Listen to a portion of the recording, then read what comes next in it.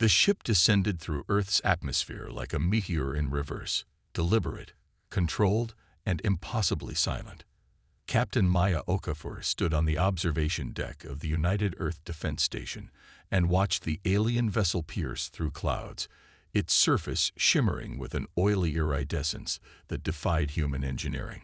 "Are we broadcasting the welcome message on all frequencies?" Maya asked, not taking her eyes off the spectacle. Lieutenant Kai Chen nodded, his fingers dancing across the holographic interface. "Yes, Captain. In all known languages and mathematical sequences." The alien ship, nearly a kilometer in length and shaped like an elongated teardrop, stopped abruptly, hanging in midair as if gravity had suddenly become optional. For 3 tense minutes, nothing happened. Then a section of the hull rippled and dissolved, revealing a delegation of 7 beings. They were tall, at least 7 feet, with 4 arms and bodies covered in what appeared to be overlapping plates of some crystalline material that shifted colors with their movements. Their faces resembled polished obsidian masks, with 3 vertical slits where eyes should be. "They're requesting to dock," Kai said, his voice hushed with awe. "They're speaking perfect English."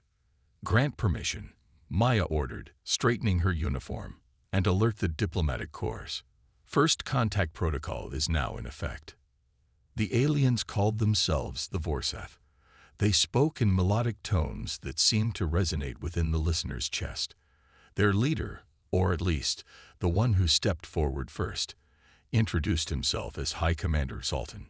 "We have observed your species for some time," Zoltan said, his voice simultaneously deep and ethereal. "Your transmissions have reached our outposts. We find your civilization quaint." Ambassador Elena Rodriguez kept her diplomatic smile fixed in place. "We're honored by your presence, High Commander. Humanity has long wondered if we were alone in the universe." "Alone?" Sultan made a sound like crystals chiming against each other, apparently their version of laughter. "The galaxy teems with intelligent life. You humans have simply been too primitive to detect it." Maya felt her jaw tighten, but maintained her professional composure. She stood slightly behind the ambassador, along with the chief scientist Dr. Amir Sharma and General Wai Zong of Earth's Unified Military Command.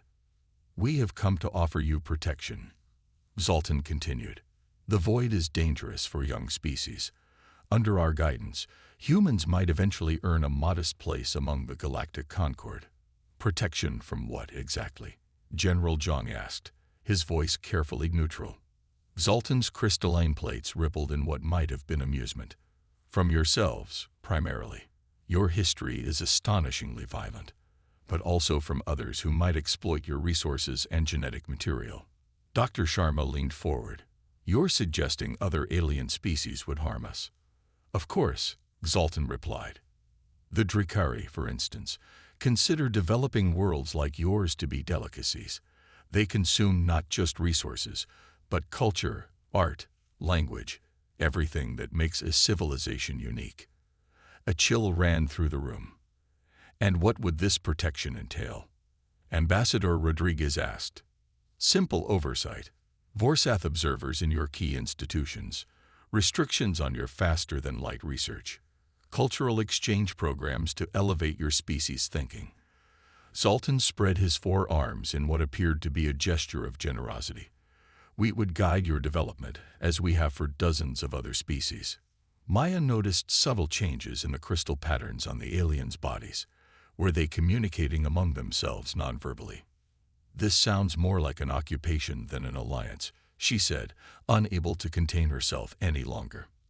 Zoltan's head turned toward her, the vertical slits in his obsidian face widening slightly. "Captain Okafor, is it not?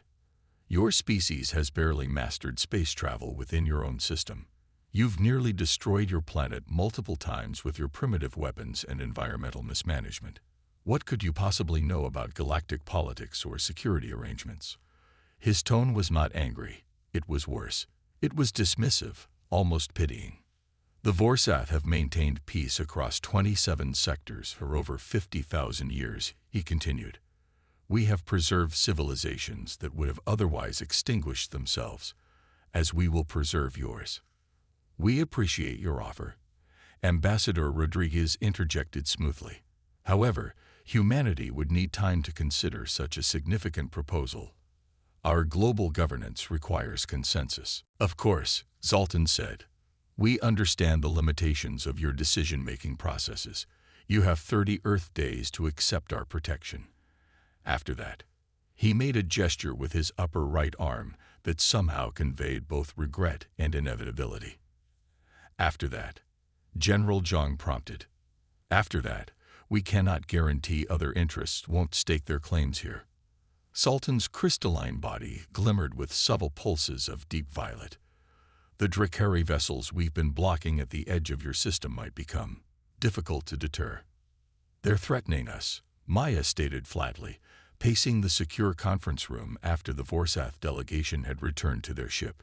This isn't an offer of protection, it's an ultimatum. We don't know that for certain, Dr. Sharma cautioned. Their technology is clearly thousands of years beyond ours. They could have simply conquered us if that was their intention. Unless that's not their style, Maya countered. Why conquer when you can colonize with consent? It's more efficient. Ambassador Rodriguez sighed. Captain Okafor may be right. During the meeting, I noticed their translator devices occasionally glitched. Twice, I heard terms that seemed more appropriate for livestock than allies. Domestication protocols. General Zhang nodded grimly. That's how their devices translated their plans before they corrected themselves. Maya stopped pacing. We need more information. Dr. Sharma, what have we learned from scanning their ship? The scientist pulled up several holographic displays. Not much. Their hull material absorbs most of our scanning technology, but we did detect something interesting. Their ship is generating what appears to be a quantum field that extends throughout our solar system. It might be how they're blocking these other aliens they mentioned. Or it could be a fabrication to pressure us, Maya suggested. Possibly, Sharma acknowledged. But there's something else. The quantum field is emitting patterns that match certain ancient human musical scales, specifically those found in war chants from various Earth cultures. A heavy silence fell over the room. That can't be a coincidence, Ambassador Rodriguez finally said. No, Maya agreed. It can't. Part II. The library. Maya couldn't sleep. The encounter with the Vorsath replayed in her mind as she wandered the dimly lit corridors of the space station. She found herself in the Historical Archives section, a small museum of humanity's journey to the stars. Trouble sleeping, Captain. She turned to find Dr. Sharma sitting at a data terminal, surrounded by holographic projections of ancient musical notations. What are you working on, Doctor? She asked, approaching his workstation. These quantum resonance patterns from the Vorsath ship, he replied, manipulating the hologram to overlay it with what appeared to be ancient sheik music. They matched too closely with human war chants to be coincidental. Look, Mongolian throat singing, ancient Greek paeans, Maori haka rhythms, Zulu war songs. Maya leaned closer. What are you suggesting? That the Vorsath somehow based their technology on human music. Not exactly, Sharma said, his eyes bright with excitement and trepidation. I think it might be the reverse. What if these patterns aren't originally human at all? Before Maya could respond, her communication device chimed. Captain Okafor, she answered. Captain, this is Lieutenant Chen. We're detecting unusual activity from the Vorsath ship. They've launched smaller vessels toward Earth, specifically toward locations of ancient archaeological sites. Which sites? She demanded. Göbekli Tepe in Turkey, the underwater structures off Yonaguni in Japan, and the Plain of Jars in Laos. Maya locked eyes with Sharma. They're looking for something. Doctor, I think we need to beat them to it. 24 hours later, Maya found herself standing inside the largest limestone chamber of Göbekli Tepe, surrounded by stone pillars carved with animals and abstract symbols. Dr. Sharma ran specialized scanning equipment over the 12,000-year-old carvings, while Lieutenant Chen monitored Vorsath communications. Their vessel landed 3 kilometers from here, Chen reported quietly. We have maybe 20 minutes before they arrive. Doctor, Maya prompted. These aren't just decorative, Sharma muttered, tracing the carvings with his fingertips. According to my scans, the arrangement of these symbols corresponds exactly to the quantum resonance patterns from the Vorsath ship. Can you translate what they mean? Maya asked. Not exactly translate, but Sharma activated a small device that emitted a low humming tone. As he moved it across different carvings, the tone changed in pitch and rhythm. It's a musical score, Maya realized. More than that, Sharma said, his voice trembling with excitement. It's instructions. Listen. The pattern of sounds began to organize into a haunting melody that seemed to make the very stones of the ancient structure vibrate in sympathy. Suddenly, the floor beneath them illuminated with a soft blue glow. A section of stone slid away, revealing a staircase descending into darkness. That's impossible, Chen whispered. This site has been extensively excavated for decades. There can't be a hidden chamber. Not hidden, Sharma corrected. Locked, waiting for the right key. He gestured to his sonic device. The right song. Maya drew her sidearm. Lieutenant, guard the entrance. Alert us when the Vorsath are close. She looked at Sharma. Doctor, you're with me. They descended the staircase, the walls around them beginning to glow with the same blue luminescence as they passed. At the bottom, they entered a vast chamber that couldn't possibly fit within the known dimensions of the archaeological site. Spatial manipulation technology, Sharma breathed. This room exists partially in another dimension. The chamber was filled with crystalline structures similar to the bodies of the Vorsath, but these were arranged in patterns reminiscent of bookshelves. In the center stood what appeared to be a control console. It's a library, Maya said, approaching the console cautiously, or an archive of some kind. When Sharma placed his hand on the console, it hummed to life, projecting holographic images into the air, star maps, anatomical diagrams of various species including humans, and what appeared to be historical recordings. One recording showed beings similar to the Vorsath, but smaller with fewer crystalline plates, fleeing from larger predatory-looking creatures. They're refugees, Sharma realized, watching the recording. The Vorsath came to Earth thousands of years ago, running from something. Another projection showed the refugee Vorsath interacting with primitive humans, teaching them to build structures, cultivate crops, and sing specific songs. They integrated with human communities, Maya said, shared their knowledge, and then left something behind. Sharma added, pointing to another recording that showed the Vorsath constructing the very chamber they now stood in. A record of their history, their technology, their music. The final recording showed the Vorsath teaching humans to sing complex melodies while making gestures with their arms raised toward the sky. Those aren't just songs, Maya realized, her throat tight with the implications. They're weapons. Chen's voice came urgently through the communicator. Captain, the Vorsath are approaching the entrance, less than 5 minutes out. Maya looked at Sharma. Download everything you can. We need to understand what we're dealing with. As Sharma worked, Maya examined the recordings more closely. These so-called war hymns, they appear to generate quantum disruptions that can disable Vorsath technology.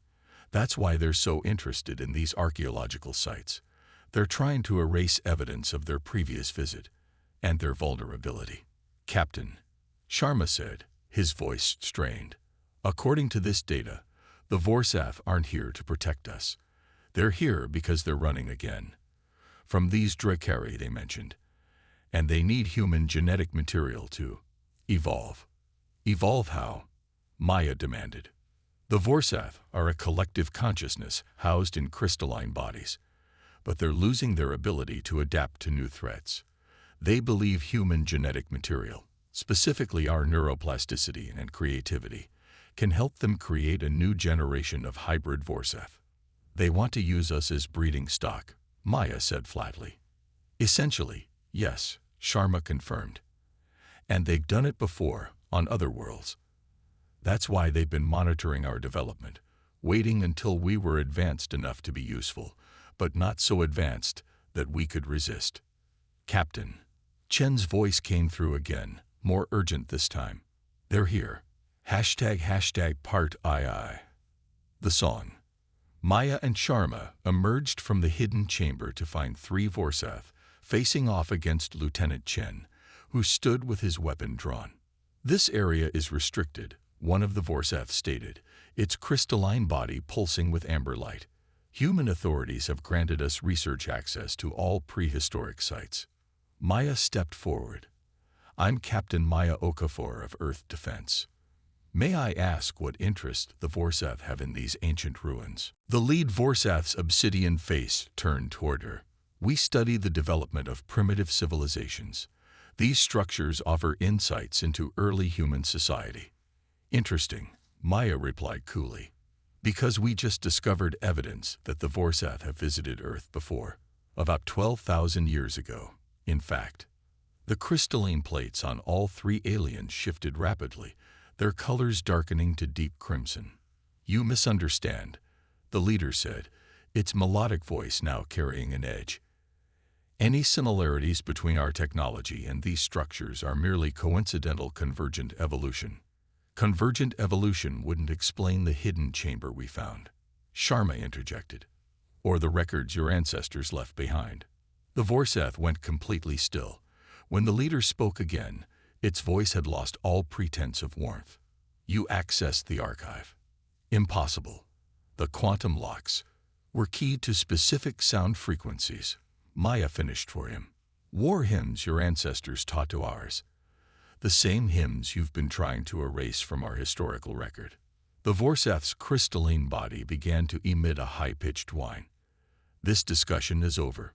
You will surrender any data you have acquired and submit to memory adjustment. I don't think so, Maya said, nodding slightly to Sharma. The scientist activated his sonic device, which began to emit the same haunting melody they had discovered in the hidden chamber. The effect on the Vorsath was immediate. Their crystalline bodies vibrated discordantly, the colors flowing chaotically across their plates. Stop, the leader commanded, its voice distorting. This is an act of aggression.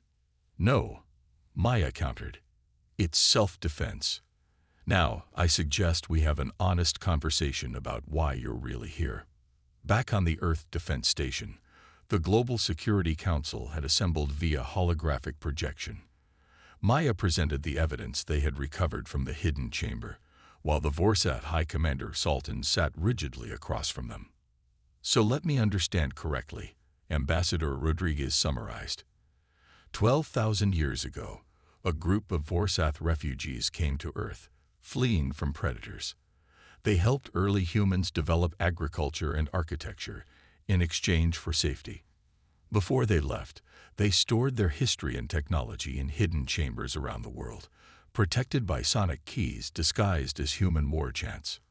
And now you've returned, General John continued, ostensibly to offer us protection, but actually to harvest our genetic material to enhance your species' adaptability. Sultan's crystalline body had been subdued to a dull gray since exposure to the ancient hymn. Your understanding is simplistic, but essentially correct. What about the Drakari? Maya asked. Are they real or just another manipulation? They are quite real, Sultan admitted, and they are approaching your system. The Drakari consume developing civilizations, their resources, their genetic material, their cultural uniqueness. We merely sample these things for our continued survival. So you expect us to choose between predators, Dr. Sharma said. The Drakari would destroy you entirely, Sultan replied. We offer a symbiotic relationship. Maya leaned forward. Here's what I don't understand, Commander. If your species visited Earth before, why didn't you just take what you needed then? Why wait 12,000 years? For the first time, Sultan seemed uncomfortable. Our ancestors found humans unsuitable at that stage of development. Your brains were not complex enough. Your society's too fragmented. They left the archives and sonic protection as a contingency, a way for humans to defend themselves if the Vorsath ever returned with less benevolent intentions. They didn't trust their own descendants, Maya realized. They feared what the Vorsath might become. Necessity drives adaptation, Sultan said, almost wistfully. What began as protection of developing species evolved into stewardship, then management, and finally, harvesting. And the war hymns, General Zhang prompted. Quantum disruption patterns disguised as music, Sultan explained. They target the crystalline resonance that forms the basis of our consciousness and technology.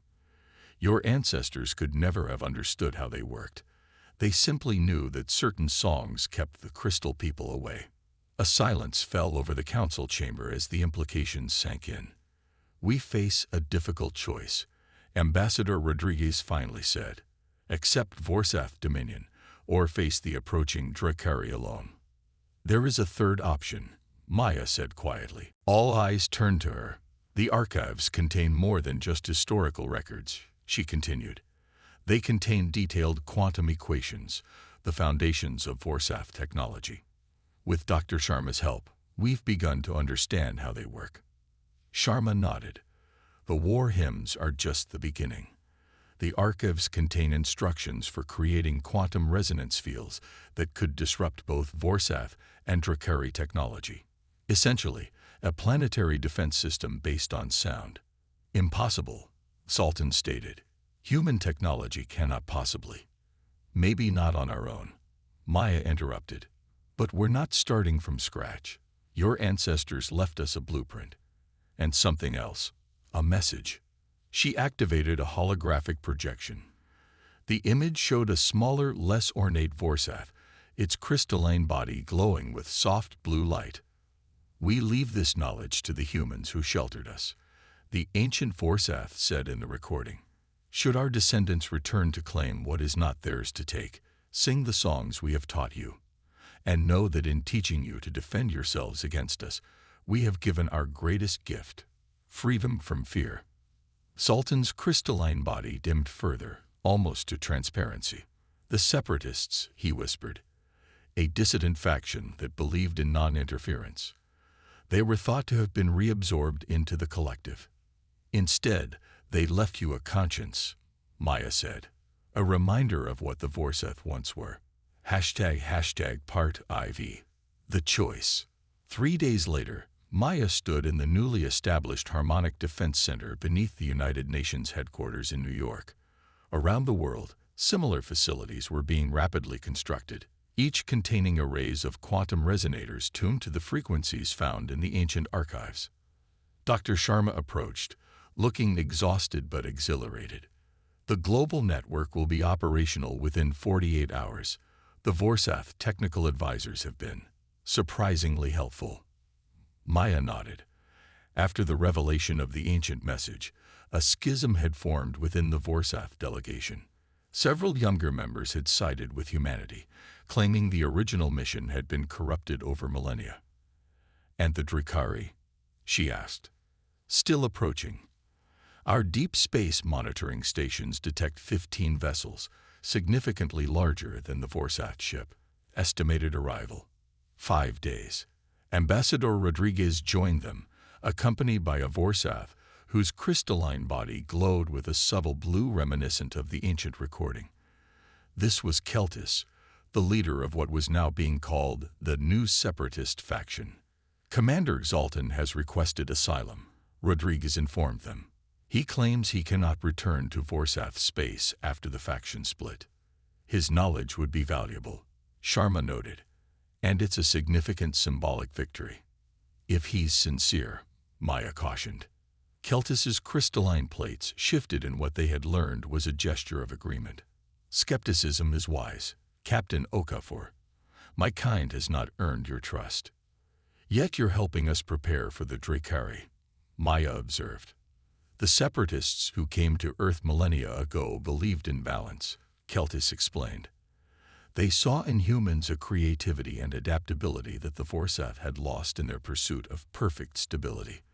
They hoped that someday our species might learn from each other as equals, not through dominance. Maya studied the alien thoughtfully. And you share this belief? I was assigned to study your music, Keltis replied. Over decades, I absorbed your symphonies, your folk songs, your battle chants. I began to understand what my ancestors saw in humanity. Your music contains mathematical complexities our most advanced algorithms cannot fully predict. Your emotions infuse patterns with meaning beyond their structure. Music changed you, Sharma realized. It reminded me of what we once were, Keltis corrected. Before we became collectors and consumers of other species' traits. A technician approached with urgent news. Captain, we're detecting quantum fluctuations at the edge of the solar system. The Drakari fleet has accelerated. New arrival estimate, 36 hours. How? Rodriguez demanded. That's impossible based on their previous speed. They must have detected our defensive preparations, Keltis suggested. The Drakari are primarily scavengers. They prefer to strike before prey can organize resistance. Maya felt a chill run through her. We're not ready. The global harmonic network needs at least 48 hours to fully calibrate. An uncomfortable silence settled over the group until Sharma spoke up. What about a localized defense? The archives mentioned something called a resonance core. Keltis's crystalline body brightened. Yes, a focused gathering of synchronized vocal patterns. If enough humans perform the war hymns simultaneously, amplified by even our incomplete quantum network, it could buy us time. Maya finished. How many people would we need? Thousands, Keltis said, all singing in perfect harmony, with precise tonal control and rhythm. Maya exchanged glances with Rodriguez. We need to contact every major choir, opera company, and vocal ensemble on Earth, and we'll need to teach them the war hymns. Fast. Not just professional singers, Sharma added. We need volume and diversity of vocal ranges. A global broadcast, teaching the patterns to anyone willing to participate. A planet-wide choir, Rodriguez mused, singing songs that are thousands of years old, yet have never been heard by modern humans. Until now, Maya said. 24 hours later, Maya stood on a platform above a vast crowd gathered in Central Park. Similar gatherings were taking place in major cities around the world. London, Tokyo, Cairo, Rio de Janeiro, Sydney, all connected via quantum-entangled communication systems. Dr. Sharma had worked with musicologists to transcribe the ancient war hymns into modern notation, creating simplified versions that could be quickly learned. The world's greatest vocal directors had been recruited to conduct what was being called the Harmony Defense. The Drakari fleet has entered the asteroid belt, Lieutenant Chen reported from the Mobile Command Center. 12 hours until they reach Earth orbit. On screens throughout the gathering, vocal coaches led abbreviated rehearsals, teaching the haunting melodies to millions. The war hymns were strange, utilizing microtones, not common in Western music, with rhythmic patterns that seemed to shift and pulse like living things. Will this really work? General Zhang asked, standing beside Maya as they watched the preparations. The quantum physics checks out, she replied. And we have something the Vorsath and Drakari don't expect. What's that? Maya gestured to the diverse crowd below. People of all ages, backgrounds, and nations united in common purpose, creative interpretation. According to Keltis, the Vorsath and Drakari understand music as mathematical patterns, but humans infuse music with emotion, with meaning. We don't just replicate the notes, we transform them. As if to illustrate her point, a group of Maori performers began incorporating elements of traditional Hakka into their rendition of the war hymn.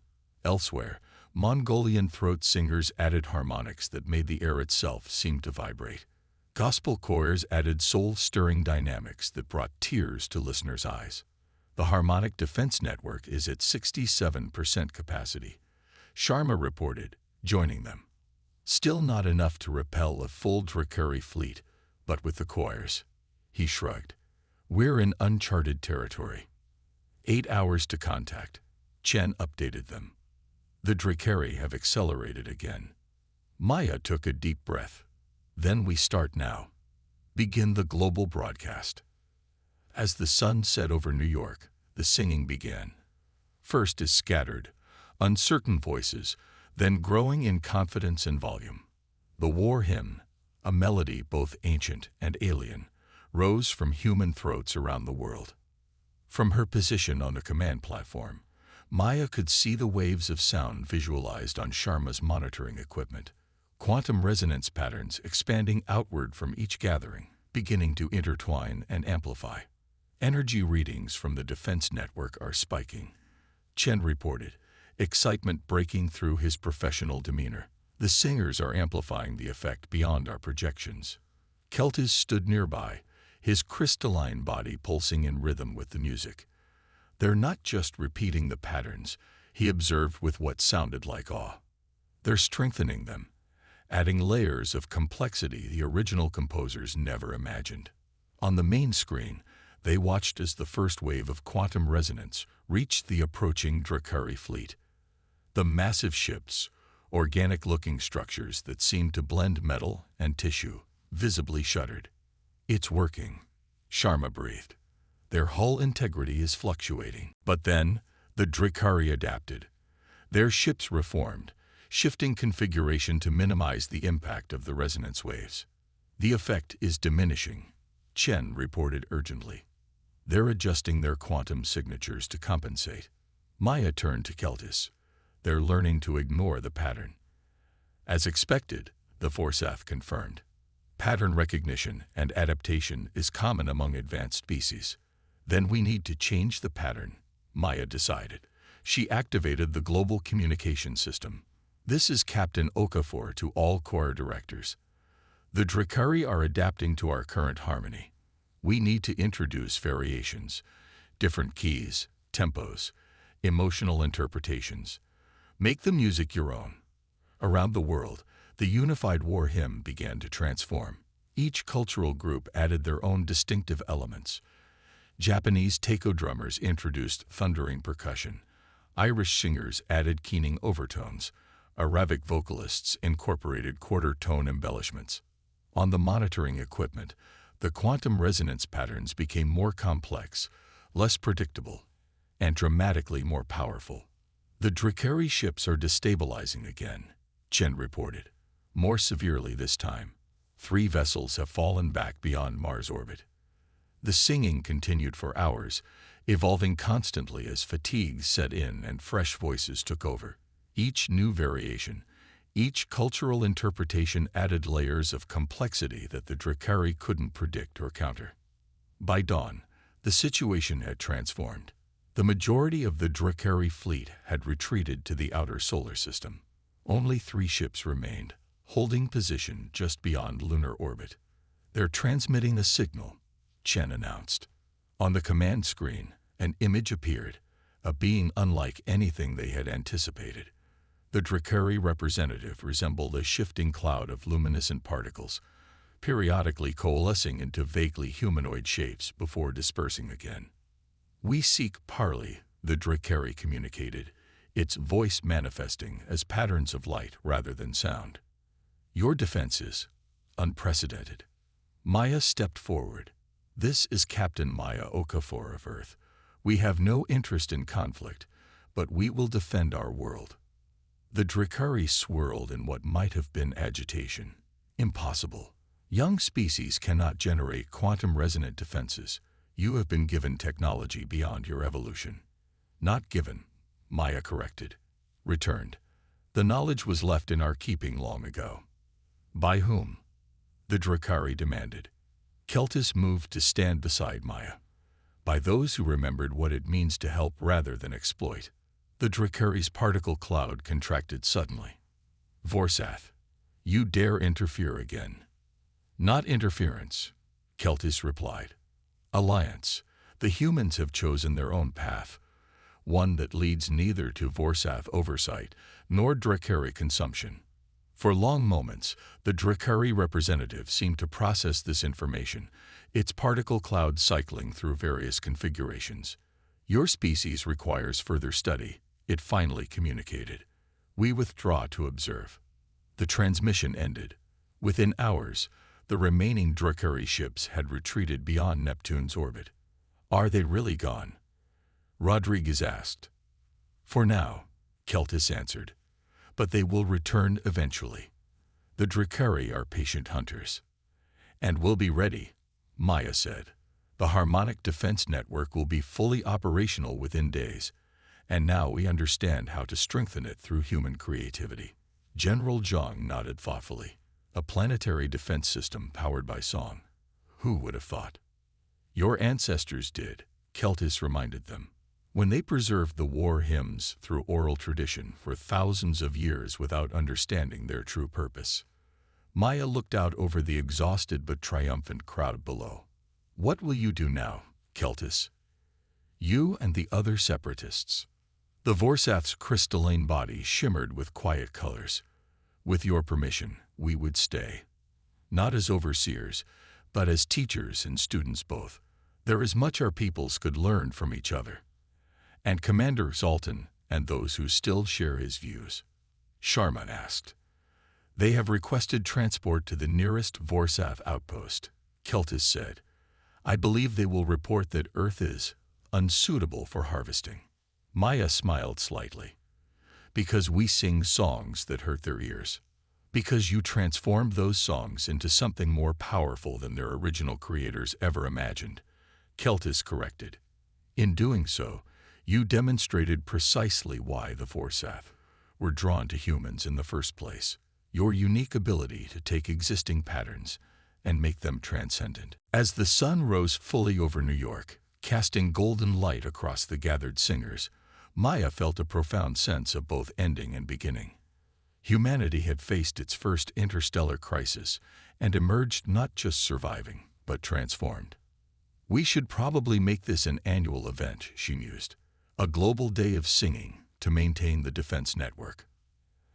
And to remind us of what we can accomplish together, Rodriguez added. Dr. Sharma smiled. A planetary corps, singing ancient war hymns to keep alien predators at bay. Not exactly how I imagined first contact would go. The universe is stranger than we imagined, Maya replied. And apparently, much more musical. Far beyond Neptune, the Dracari fleet regrouped. Within their collective consciousness, new respect formed for the species that had repelled them with songs. They would return someday, but carefully, thoughtfully. After all, any species that could weaponize music deserved caution. The humans had taken simple quantum disruption patterns and transformed them into something the Dracari analytical engines still couldn't fully decode. As the fleet prepared for long-range travel, they transmitted one final message toward Earth, not in words or light patterns, but in resonant frequencies that mirrored the human war hymns. Not a threat, but an acknowledgement. The message reached Earth 3 hours later, detected by the newly established Harmonic Defense Network. When translated into sound, it produced a haunting echo of humanity's own defiant chorus. Maya Okafor, listening to the alien response in the quiet of her office, smiled to herself. They're speaking our language now, she murmured. Good first step. On her desk, a small quantum resonator hummed with the melody of an ancient war hymn, now the lullaby of peace. For now, the end.